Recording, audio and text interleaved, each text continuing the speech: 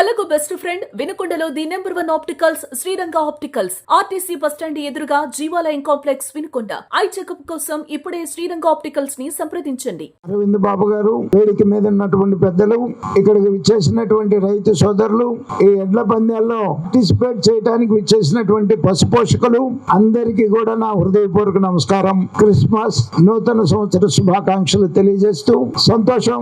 మరి నాకన్నా ముందు మాట్లాడినటువంటి పెద్దలందరూ కూడా ఈ స్టేడియం మరి కోడెల శివప్రసాద్ గారు ఉన్నప్పుడు ప్రారంభోత్సవం చేసుకుని అప్పటి నుంచి కూడా ఈ స్టేడియంలో అనేక కార్యక్రమాలు చేస్తూ ఉండేవారని, మరి వారి తర్వాత దురదృష్టం వారు మన మధ్యలో లేకపోవడం, వారి తర్వాత వారి ఆనవాయితీ పోకుండా మరి మిత్రులు అరవింద్ బాబు గారు మరి నియోజకవర్గంలో ఎంతో కష్టపడుతూ మరి వాళ్ళ ఎడ్ల పందాలు నిర్వహించడం అంటే సామాన్యమైనటువంటి విషయం కాదు. ఎడ్లని పోషించడం కూడా సామాన్యమైనటువంటి విషయం కాదు. నేను కూడా కొంతకాలం ఎడ్లని పోషించాను, పందాల్లో కూడా పార్టిసిపేట్ చేశాను. 2014 ముందు నాకు తెలుసు ఎడ్లని పోషించడంలో ఉన్నటువంటి కష్ట నష్టాలన్నీ కూడా. ఇవాళ ఒంగోలు జాతి మరి నశించిపోతున్నటువంటి సమయంలో మరి ఒంగోలు జాతి అంటేనే మన భారతదేశ ప్రతిష్ట. ప్రపంచం మొత్తం మీద కూడా ఒంగోలు జాతికి ఉన్నంత ఆదరణ ఏ జాతికి లేదు పశుపోషణలో. మరి అటువంటిది ఆ ఒంగోలు జాతి మరి ఇటువంటి సందర్భాల్లో మనకి సంక్రాంతి వచ్చిందంటేనే మనకి పంటలన్నీ కూడా ఇంటికి వస్తూ ఉంటాయి, కొత్త బంధువులు వస్తూ ఉంటారు.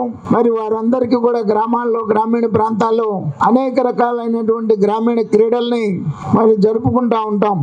ఇందులో సందర్భంగా మరి ఎడ్ల పందాలు కానీ, కోడి పందాలు కానీ, కబడ్డీ టోర్నమెంట్లు కానీ, ఖోఖో టోర్నమెంట్లు కానీ, వాలీబాల్, అనేక రకాలైనటువంటి ఆటలు జరుపుకుంటా ఉంటాం. సంక్రాంతి అంటేనే మనకి మన తెలుగు వారి సంస్కారానికి, సంస్కృతికి ఒక ప్రతీక. మరి అటువంటి సందర్భంగా ఇవాళ అలాగే ఎంపీ గారి ఆశీస్సులతో మరి ఈ కార్యక్రమం మొత్తం కూడా మూలం సాంబశివరావు కర్త కర్మ క్రియగా నడిపిస్తా ఉన్నారు.